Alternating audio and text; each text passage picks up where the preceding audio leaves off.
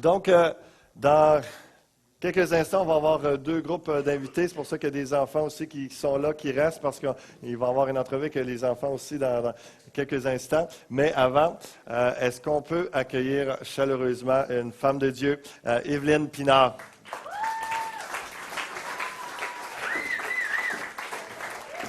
Wow.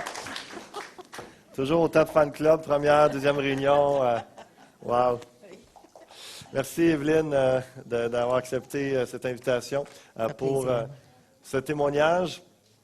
Et comme je le disais tantôt, et je le rappelle aux enfants qui sont là, vous savez, Evelyne, elle a donné sa vie au Seigneur à peu près à votre âge.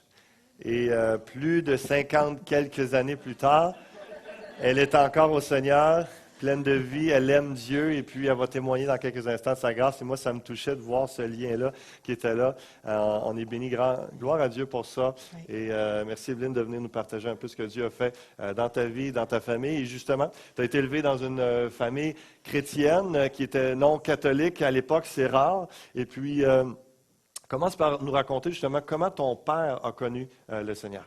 Oui. Mon père est un enfant, il y a 14 frères et sœurs.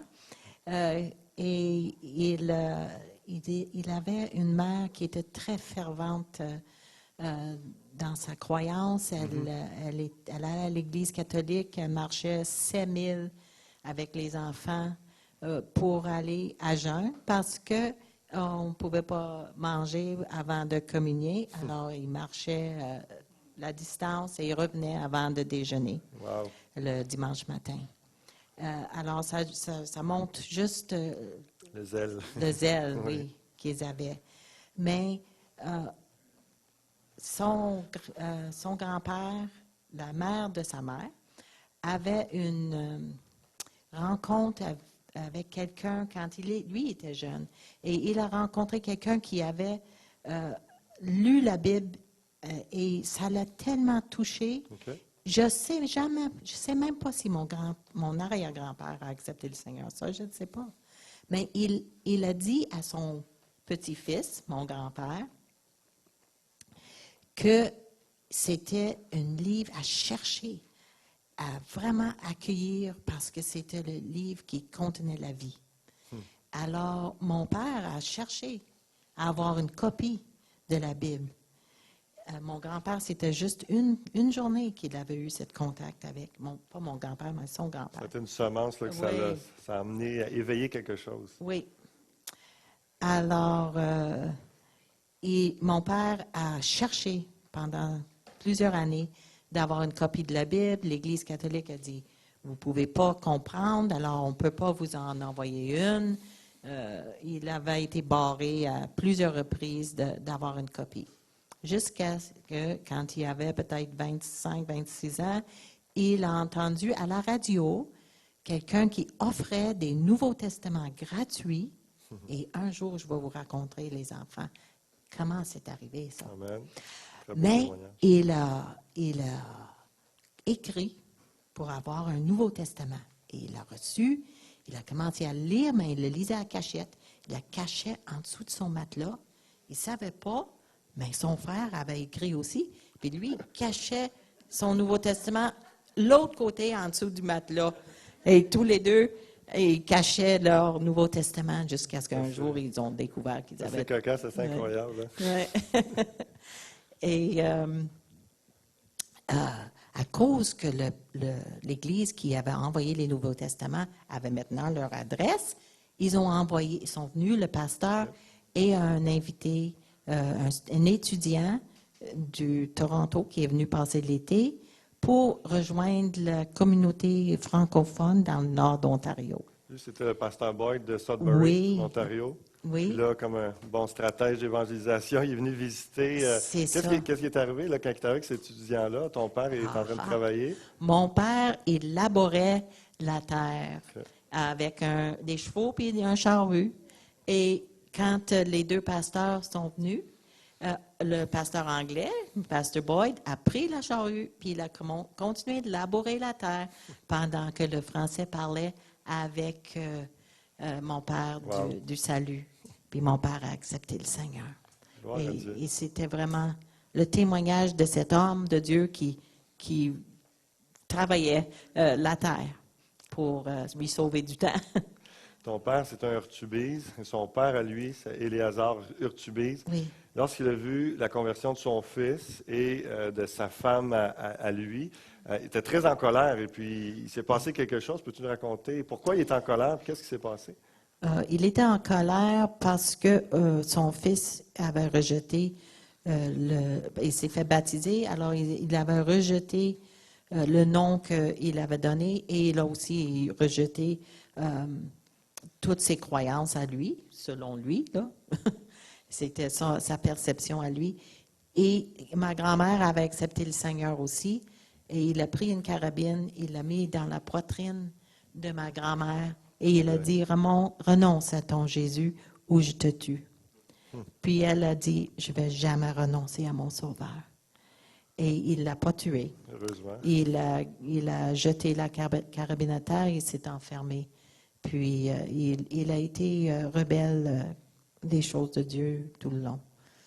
C'est particulier à cette époque-là, la culture protestante catholique, il y avait une tension entre les deux. Pourtant, c'est le même Jésus, mais avec une approche différente. Et lorsque les gens étaient protestants, c'est comme s'ils reniaient la foi et tout ça. Donc, il y en a plusieurs qui avaient des réactions très fortes, comme c'était le cas de son père. Oui. Le prêtre était venu à la maison pour essayer de convaincre mon grand-père de mettre mon père dehors. Mais ce que le prêtre ne savait pas, c'était que la ferme appartenait à mon père et non à mon grand-père. Alors, mon père, il s'est levé, puis il a dit, mes parents vont toujours être le bienvenu chez nous, mais vous, monsieur le curé, vous pouvez partir. Puis il a ouvert la porte, puis le curé est parti en maudissant, en jetant un sort, ils disent, là, que mon père était pour sécher et mourir. Mais il est pas séché, c'est pas séché. Dans le village, il attendait que... Oui, le village attendait qu'il sèche, mais c'est pas arrivé. Donc, ton père a été au collège biblique, au séminaire, pendant les études bibliques, il a rencontré ta mère, donc ils sont mariés, tout ça, puis à un moment donné, ils ont été comme missionnaires dans le nord du Québec, à Malartic. Comment ils ont été reçus là-bas? Ils ont été reçus, ils témoignaient à Malartic, sur le coin de rue, mais aussi à Val-d'Or, qui est 17 000 de Malartic. Et dans cette région-là, ils voulaient pas avoir d'autres religions. Alors, les prêtres ont incité le peuple de manifester. Ça a commencé avec des tomates et des œufs pourris lancés. Ça n'a pas marché. Ils ont continué de parler avec les gens. Alors, ils ont cherché d'avoir une loi qui leur a brisé pour qu'ils puissent les empêcher de continuer. Et ils ont découvert qu'il y avait une loi qui empêchait les attroupements et de causer d'empêcher le trafic de passer. Alors, ils ont incité le monde de faire une foule autour d'eux, puis ça a tout traversé la rue, ça a tout bloqué. Puis là, ils avaient une raison pour les mettre devant le juge. Ils ont eu une sentence d'1 mois de prison, tous les deux, pour avoir parlé à des gens sur le coin de la rue. Incroyable. Et ils ont resté en prison 2 semaines. 2 semaines. Et après ça, ils ont payé l'amende pour sortir. Puis à ce moment-là, ta sœur, elle a été un peu emprisonnée parce qu'elle était dans le ventre de ta mère à ce moment-là. C'était assez particulier. Oui, ma mère était 4 mois enceinte. Puis, alors, ma sœur était en prison avant de naître. Imaginez le contexte de l'époque, juste parce qu'il prêche l'Évangile très gentiment sur le coin de la rue. Et ça a continué à Valleyfield. Il y a eu d'autres persécutions. Oui, quand j'avais 3 ans, on a déménagé à Valleyfield. Il y a eu des persécutions de plusieurs sortes. Nous forçaient de quitter les loyers qu'on avait loués parce qu'on était protestants. Alors ça, c'est arrivé peut-être 5-6 fois par année, ou en tout cas plusieurs fois. Je ne sais pas combien de fois, j'étais trop jeune. Mais finalement, mon père a acheté un terrain et il a bâti un bâtiment où en haut, on faisait les réunions et en bas, on vivait au sous-sol, un petit sous-sol de 6 pieds de haut, là. C'était une toute petite place, mais C'est à cet endroit-là que tu as donné ta vie au Seigneur? c'est à Assez cet jeune? endroit-là. Tu nous en parles un Oui. peu? J'avais 5 ans. Je sais que parce que j'ai travaillé avec mon père pour bâtir la bâtisse. Je l'aidais beaucoup. Mais il me parlait de Dieu et j'ai vraiment compris mon besoin d'un sauveur. Et j'ai donné ma vie à 5 ans. À 7 ans, j'ai commencé à douter que j'étais vraiment sauvée. Alors, j'ai monté en haut, demandé mon père, et mon père m'a amené m'asseoir sur un banc. C'est ce souvenir-là qui reste toujours. J'étais assis sur le banc à côté de la porte, première rangée, puis mon père m'a pris et il a ouvert sa Bible. Il m'a fait lire 2 Corinthiens 5, 17. Si quelqu'un est en Christ, il est une nouvelle création. Les choses anciennes sont passées. Les choses anciennes sont passées. Voici, toutes choses sont devenues nouvelles. Amen. Gloire à Dieu. Alors, j'ai jamais vraiment douté après ça que j'étais un enfant de Dieu, que Dieu avait changé. Si Evelyne est en Christ, elle est une nouvelle créature, Amen. création. Amen. Ouais. Quelques années plus tard, vous avez déménagé à Drummondville. Puis Oui. je pense que c'est là que tu as continué à témoigner ta foi. Oui, Là. à 13 ans, on a déménagé à Drummondville. J'avais 12 ans, presque 13. Puis en janvier, quand j'avais 13 ans, j'ai suivi Jésus dans les eaux du baptême pour témoigner vraiment devant le peuple que j'étais son enfant. Amen. Comme on va voir dimanche passé, deux Prochain. dames. Dimanche prochain. Qu'est-ce que j'ai dit? Passé. La semaine passée, dimanche prochain, merci. C'est bon, vous écoutez bien. Dimanche prochain, on va avoir 2 dames qui vont passer par les eaux du baptême, témoigner de leur foi en Jésus-Christ, qui veulent suivre, s'engager à le suivre.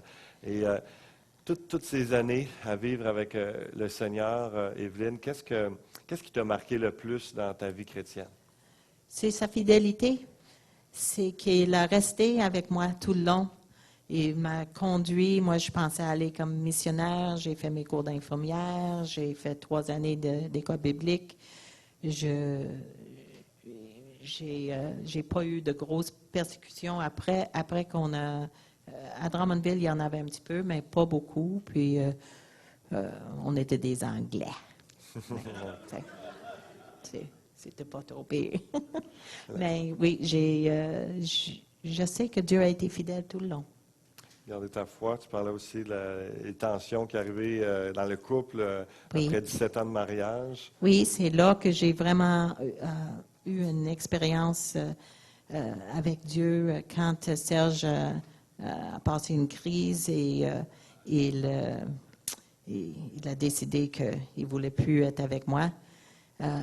Dieu a resté, il m'a parlé, il m'a dit, fais-moi confiance, fais-moi confiance. À chaque fois que je criais à lui, c'est ça que j'entendais. Fais-moi confiance. Amen. Puis, on est encore là. Amen. Gloire à Dieu. Dieu a restauré, a ramené dans sa grâce, Ouais. sa fidélité. Merci, Evelyne. Est-ce qu'en ce dimanche d'Action de grâce, est-ce que tu peux nous partager une action de grâce Oui. ce matin? Mais je lui rends grâce et je le remercie tout le temps pour sa fidélité, mais aussi que mes enfants, mes 3 enfants, sont des enfants de Dieu maintenant. Amen. Ils ont tous donné leur vie au Seigneur. Amen. Ça, c'est une bénédiction pour des parents. On a juste compris ensemble, puis ensuite, on va passer à l'autre entrevue. Seigneur, merci pour ta parole, merci pour l'œuvre que tu as faite dans notre sœur Evelyne, d'avoir gardé dans la foi, d'avoir soutenu parmi toutes sortes d'épreuves, de persécutions, de bons et de mauvais jours. Seigneur Dieu, tu as été, pendant plus de 50 ans, tu as été fidèle, gracieux. Seigneur, et c'est tellement un honneur de pouvoir l'entendre. D'être là, à travailler, à couvrir avec elle, Seigneur Dieu, et de voir on puisse l'entendre témoigner de ta fidélité, de ta puissance, de ta bonté après toutes ces années. Je prie que pour notre assemblée, Seigneur Dieu, que ces enfants qui s'en viennent dans quelques instants témoigner comme tous les enfants de cette Église, chaque vie ici en ce moment, chaque personne puisse persévérer dans la foi et goûter à ta grâce, goûter à ta fidélité, à ta bonté, dans toutes sortes de circonstances, que ce soit difficile ou non, Seigneur Dieu, puisse réaliser combien tu es bon, tu es fidèle, que tu ne les abandonneras jamais. Amen. Amen. Merci. Est-ce qu'on peut remercier Evelyne? Merci beaucoup.